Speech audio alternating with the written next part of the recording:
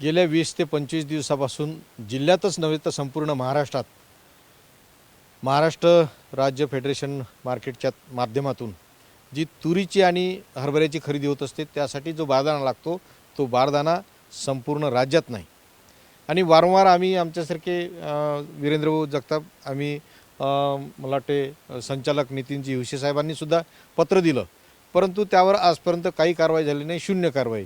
अगोदरच उशिरा खरेदी सुरू केली आणि पुन्हा ही गॅप आणि नंतर पुन्हा नंतर ते 30 तारखेपर्यंत खरेदी करणार आहेत। यामुळे शेतकरी पूर्ण नागवला जाणार आहे, शेतकऱ्यांचा माल घरातच पडून राहणार आहे।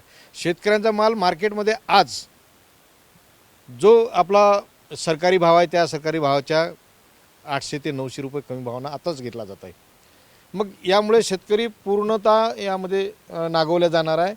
त्याचा माल हा शेवटी खुल्या बाजारात विकावा लागेल, म्हणून आम्ही वारंवार विनंती करतो की बारदाना द्या। बारदाण्यामुळे शेतकऱ्यांची खरेदी ही थांबलेली आहे, परंतु याकडे सरकार लक्ष देत नाही, ना फेडरेशन लक्ष देत नाही, ना MD लक्ष देत नाही।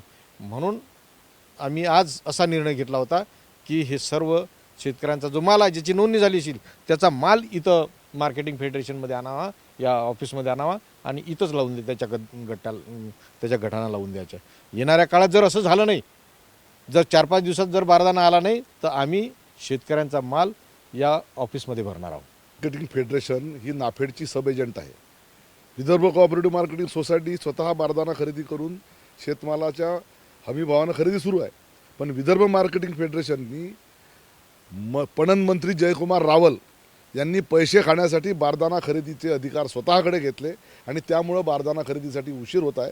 कमिशनखोरीचा विषय आहे आणि म्हणून शेतकरी मोठ्या प्रमाणावर नागवल्या जात आहे। याची थोडीशीही लाज जर पणन मंत्र्यांना, पालकमंत्र्यांना आणि मुख्यमंत्र्यांना असेल, ज्या शेतकऱ्याचं 1000 रुपये क्विंटलनं लूट होत आहे तुरीची आणि हरभऱ्याची, त्यांच्याबद्दल थोडासा जरी जिव्हाळा असेल आणि थोडीशी जरी जनाची नाही तर मनाची लाज असेल, त्यांनी तात्काळ हे कमिशनखोरीचा धंदा बंद करून शेतकऱ्यांसाठी बारदाना उपलब्ध करून द्यावा व शेतकऱ्यांना लुटीपासून थांबवावे अशी माझी विनंती आहे।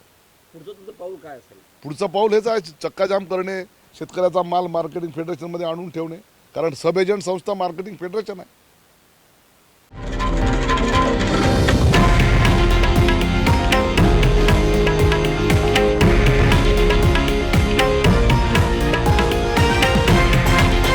हे आहे देशातील नंबर 1 न्यूज नेटवर्क आणि आपण पाहत आहात TV9 मराठी, एकमेव।